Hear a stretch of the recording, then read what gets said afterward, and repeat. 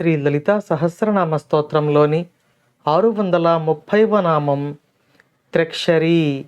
మంత్రస్వరూపంలో శ్రీ త్రక్షర్యై నమః.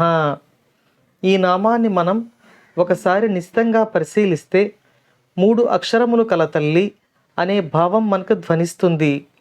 ఇక్కడ 3 అక్షరములు అంటే మనం సచామర రమావాణి సవ్యదక్షిణ సేవిత నామంలో చెప్పుకున్న 3 బీజాక్షరములు.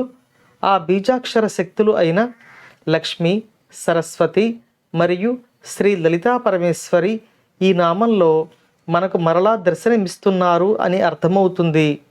ఇక ఈ నామానికి గల మరికొంత విశేషార్థాన్ని తెలుసుకునే ప్రయత్నం చేద్దాం. మనం శ్రీ లలితా సహస్రనామ స్తోత్రంలోని 34, 35 శ్లోకాలలో ఉన్న నామాలను తెలుసుకునే ప్రయత్నంలో అమ్మవారి యొక్క 3 కూటముల గురించి చెప్పుకున్నాం. ఆ 3 కూటములే వాగ్భవ కూటము, మధ్యకూటము మరియు శక్తి కూటము.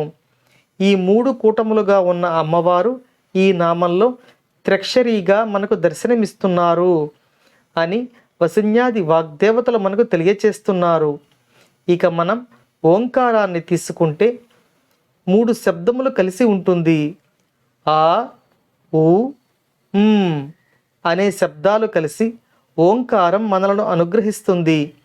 ఈ 3 మూల శబ్దములు అమ్మవారి యొక్క స్వరూపములు కాబట్టి అమ్మవారు ఓంకార స్వరూపిణిగా ఈ నామంలో మనకు తెలియబడుతున్నారు. ఇక ఈ నామంలో అమ్మవారి యొక్క మరో స్వరూపం కూడా వసిన్యాది వాగ్దేవతలు మనకు జ్ఞప్తికి తెస్తున్నారు. ఆవిడే బాలా త్రిపుర సుందరి. ఈ అమ్మవారి యొక్క మంత్రం 3 బీజశక్తులతో త్రక్షరీగా ఉంటుంది. కాబట్టి ఈ నామం బాలా మహాత్రిపుర సుందరి యొక్క నామమై మంత్రమై మనలను అనుగ్రహిస్తుంది అని ఈ నామంలో వసిన్యాది వాగ్దేవతలు మనకు తెలియచేస్తున్నారు. ఇంతటి మహిమాన్వితమైన నామస్వరూపంలో ఉన్న ఈ మంత్రాన్ని జపించి ధన్యులం అవుదుముగాక. ఓం శ్రీమాత్రే నమః.